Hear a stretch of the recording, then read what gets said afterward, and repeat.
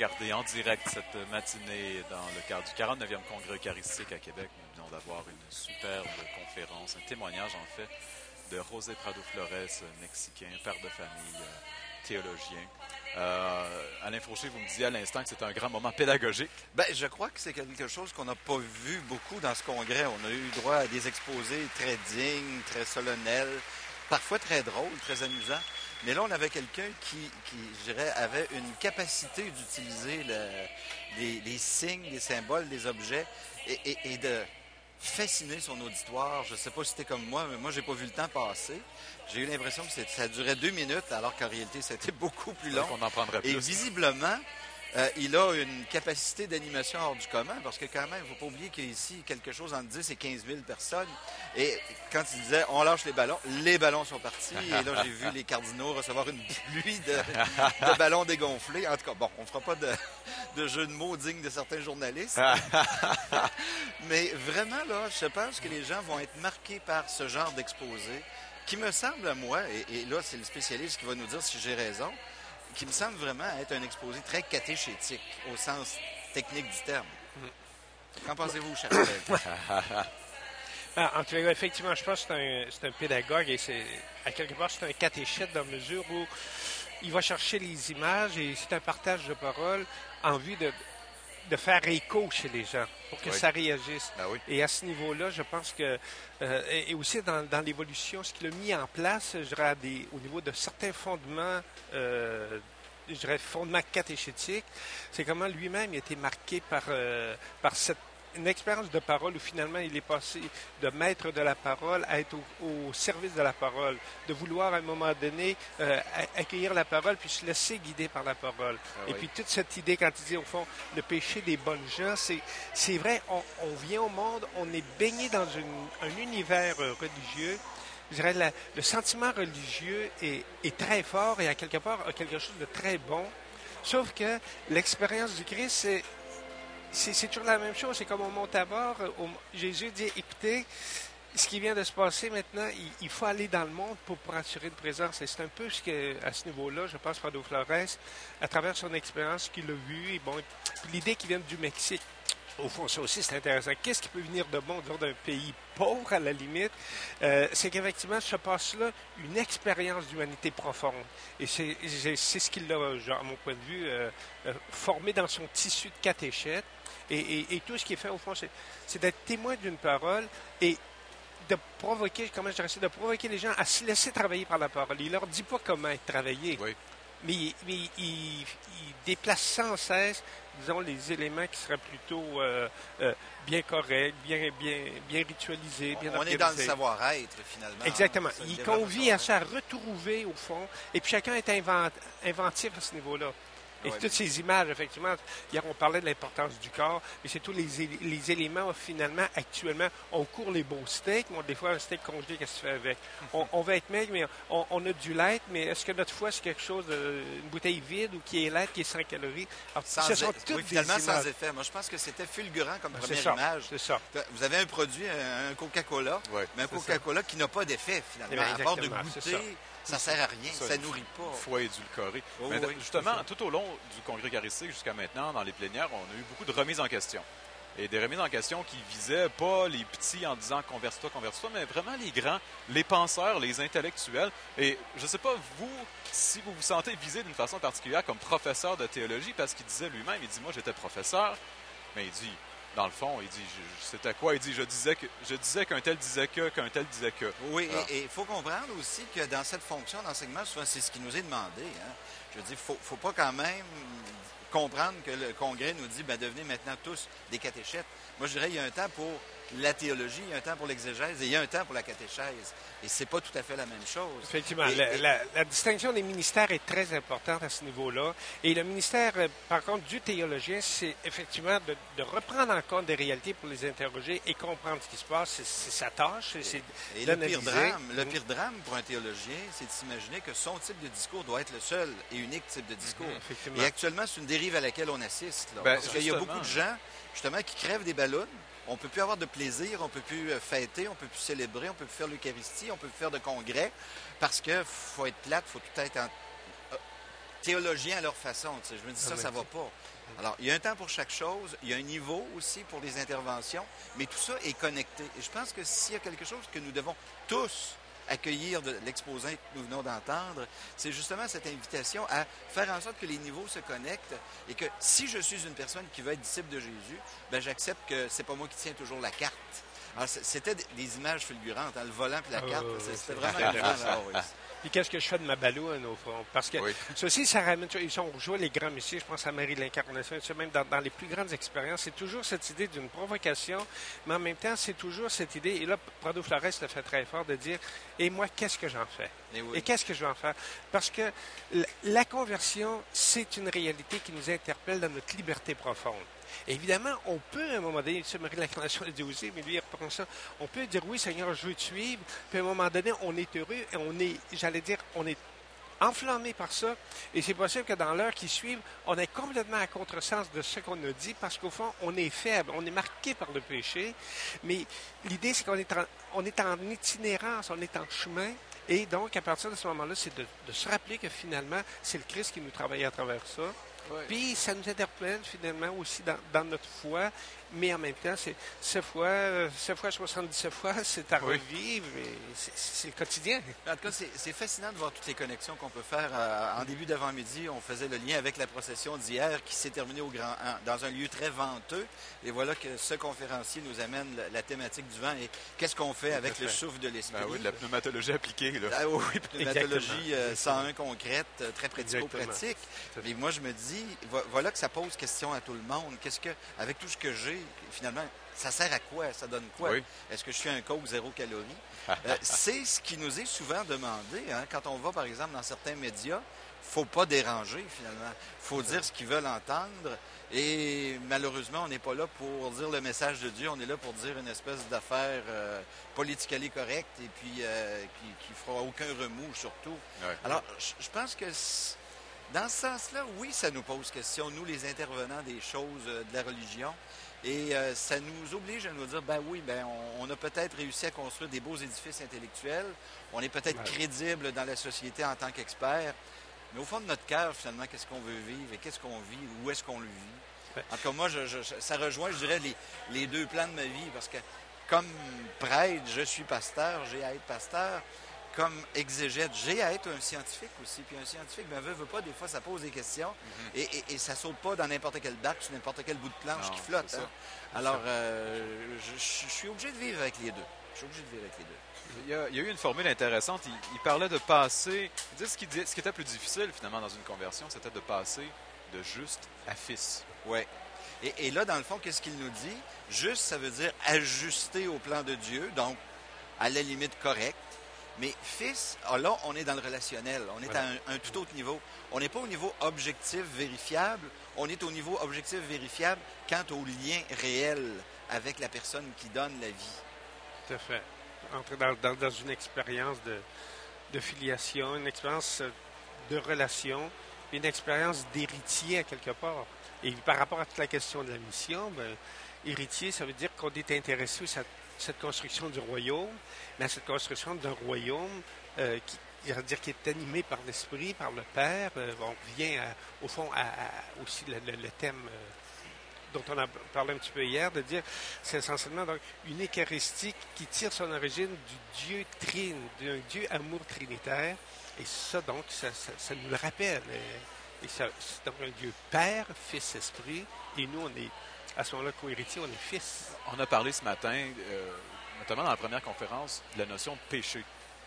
Puis là, il y en était quand même un peu question, pas ouvertement tout le temps, mais quand même, on sentait qu'il y avait... Le péché des bonnes gens.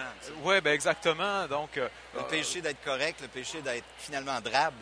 Exactement, d'être light, comme il disait. Oui. Mais finalement, ce péché, je sens qu'il y a plusieurs Québécois, peut-être qui nous écoutent, ou occidentaux au sens large, qui ont été marqués, particulièrement dans leur jeunesse, par cette notion de péché. Alors, si c'est possible d'en parler un peu, qu'on puisse se mettre à jour, là, c'est quoi exactement aujourd'hui?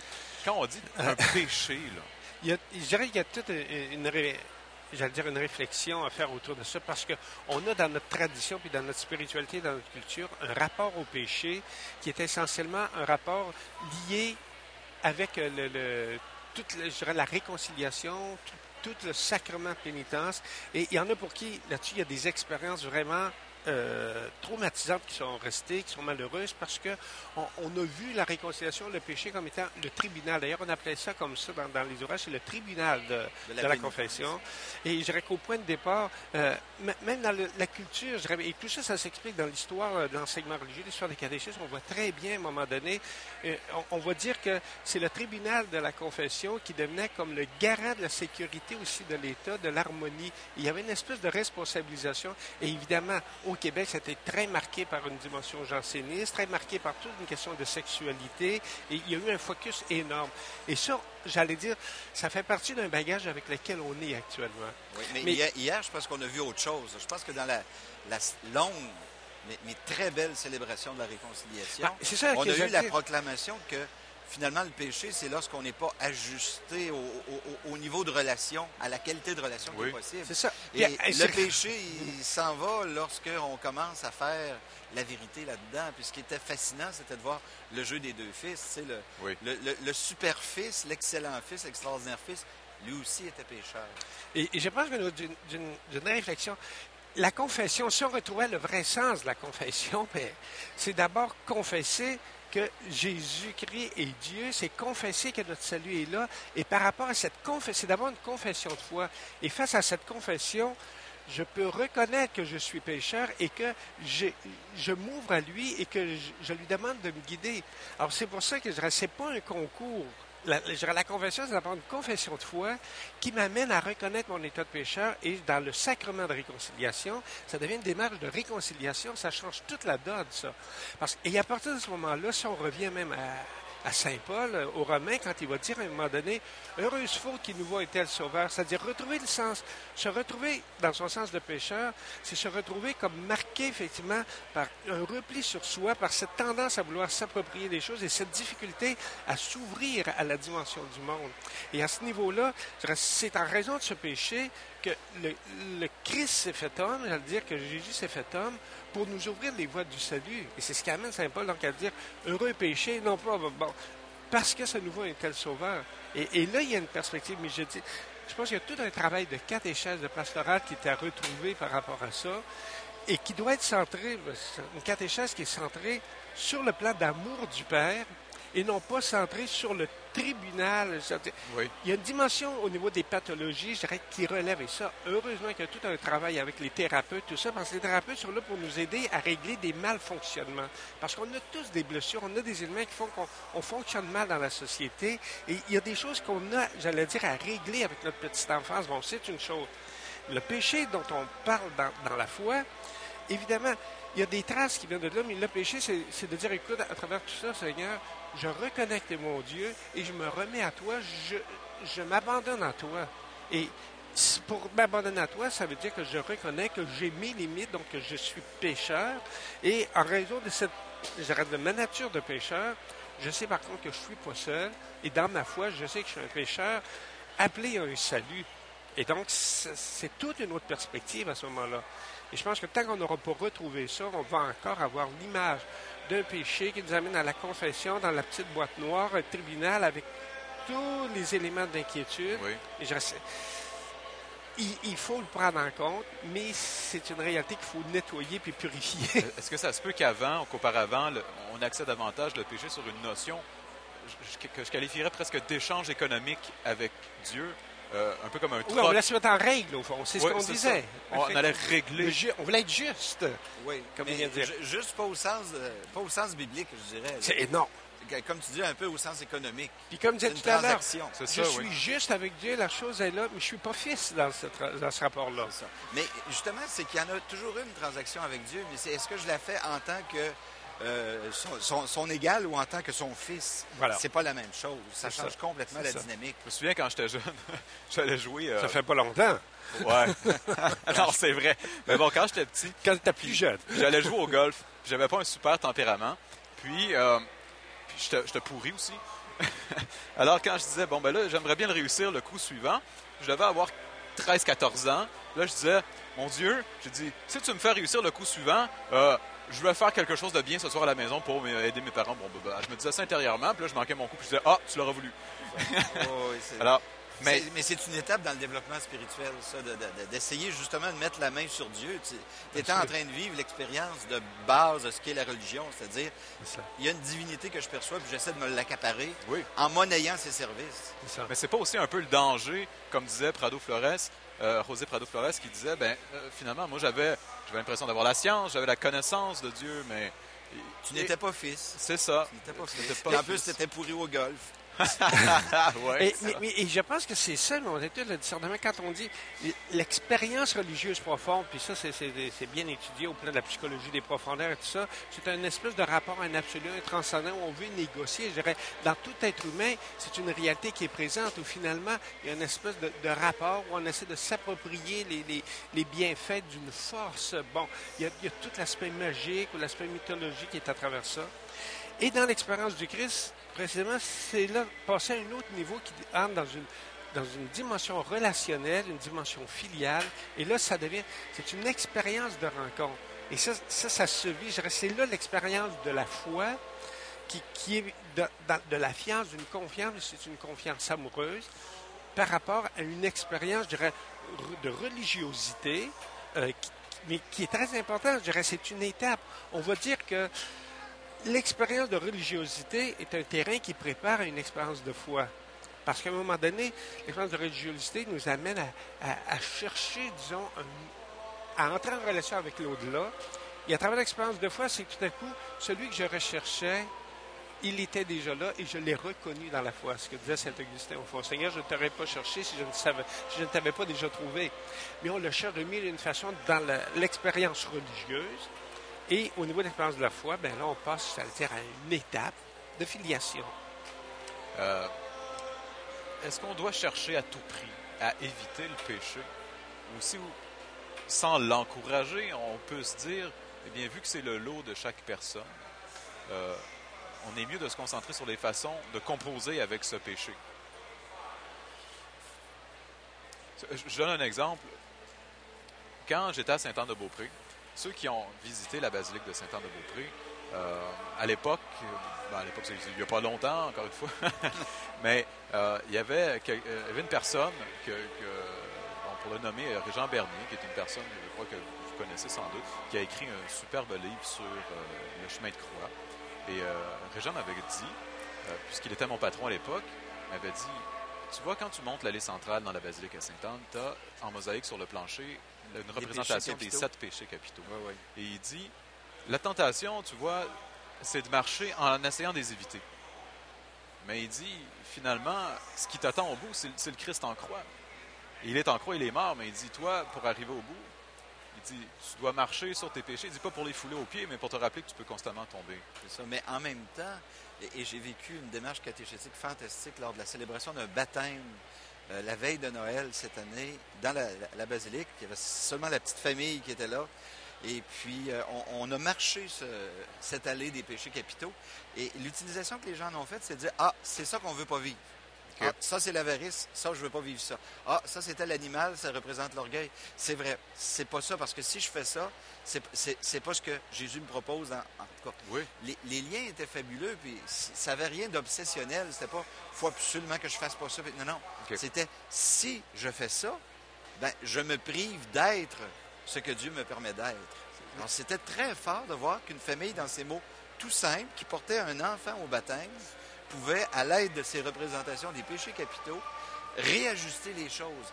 Et dans une célébration de baptême, on est justement dans la célébration de la filiation. Oui. On devient fils, on devient fille de Dieu. Alors donc, il y a lieu, dans la réflexion sur la filiation avec Dieu, de tenir compte de la réalité du péché de manière intelligente. On parlait un peu de narratologie hier et un peu ce matin pour blaguer encore, mais... Vous utilisez des mots bien savants. Non, mais la narratologie, donc vous nous expliquez hier que c'est cette façon d'analyser les récits, les histoires bibliques en s'inspirant du cinéma, finalement. Et bon, on sait qu'en cinéma, ce qui est important aussi, c'est que le personnage... Où est-ce qu'il regarde? Comment son corps est positionné à tel moment? Et ça exprime quoi? Qu'est-ce qu'on veut signifier par là?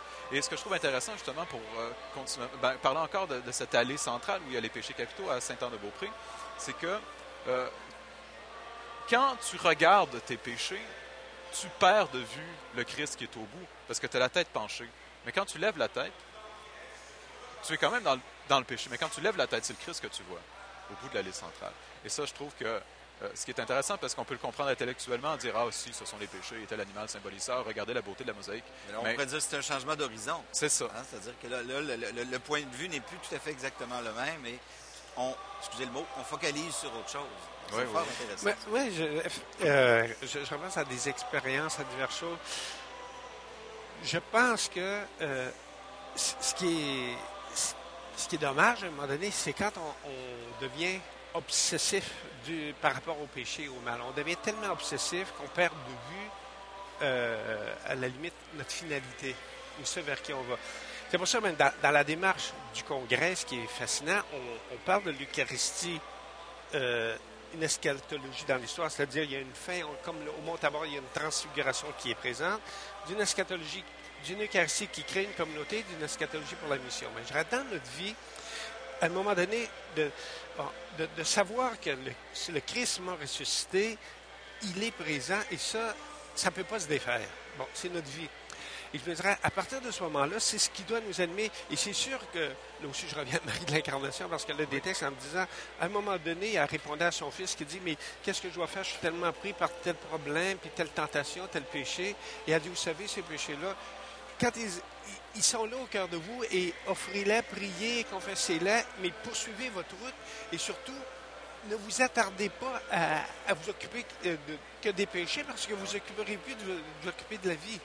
Alors, c'est pour ça que je me dis, il y a une espèce d'harmonie qui est là, et à un moment donné, c'est surtout de ne pas s'imaginer qu'on est des saints. Ça aussi, elle le dit, je pense que c'est dans l'expérience spirituelle, parce que ce que vous touchez à travers le péché, c'est toute l'expérience spirituelle dans laquelle on est.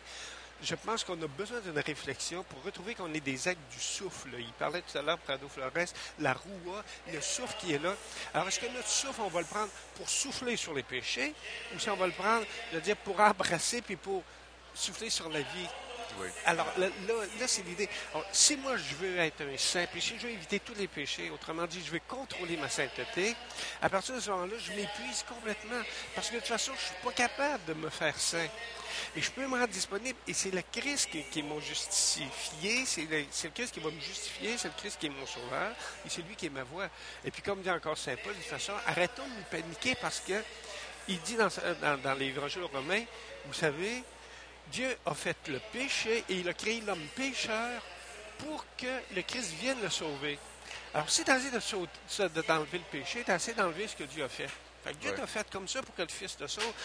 Il y a là une confiance énorme. Puis même si je voulais me donner, il a dit qu'il m'a fait de même pour me sauver. Je ne suis même pas capable, à la limite, de me donner. Ça, ma liberté est toujours là. Mais ce que je veux dire par là, mon obsession, là, je suis bien mieux de l'orienter vers l'amour, vers le Dieu, vers la filiation, que de m'épuiser sur mon état de pécheur. C'est moi, ça. Et j'ai affaire avec. J'essaie de faire le moins pire possible. Mais de là à dire, je suis plus dans le péché, ben là, c'est un suicide. Là. C'est pas de même qu'on est fait. Fait que là, ça, c'est un problème de spiritualité, de théologie spirituelle. Quand on parle... Ah, Alain, vous vouliez dire quelque chose? Bien, je pense qu'il va falloir se rendre disponible à autre chose bientôt. Je sens que l'atmosphère est en train de changer. On est passé des ballons, l'atmosphère des joyeux ballons se mélangeait avec la pratique de chant grégorien. Et là, voilà que la célébration commence. Oui, alors, je pense que c'est le temps de célébrer ce changement d'horizon que Philippe nous a très bien décrit. Levons les yeux un petit peu plus haut que notre péché pour accueillir le pardon de Dieu. Si vous permettez, Alain, je crois qu'on a encore une minute ou deux. Alors, on va peut-être continuer de parler simplement là, pour faire le bilan de ce qu'on a vu ce matin dans cette matinée. Ah bon, eh bien non, finalement, c'est la procession d'entrée qui débute à l'instant. Alors, Alain Fauché, vous serez toujours mon professeur. Merci beaucoup. C'était Philippe Vaillancourt avec mes analystes professeurs à la Faculté de théologie de l'Université Laval, à l'abbé Alain Fauché et le professeur Raymond Brodeur. Nous vous revenons tantôt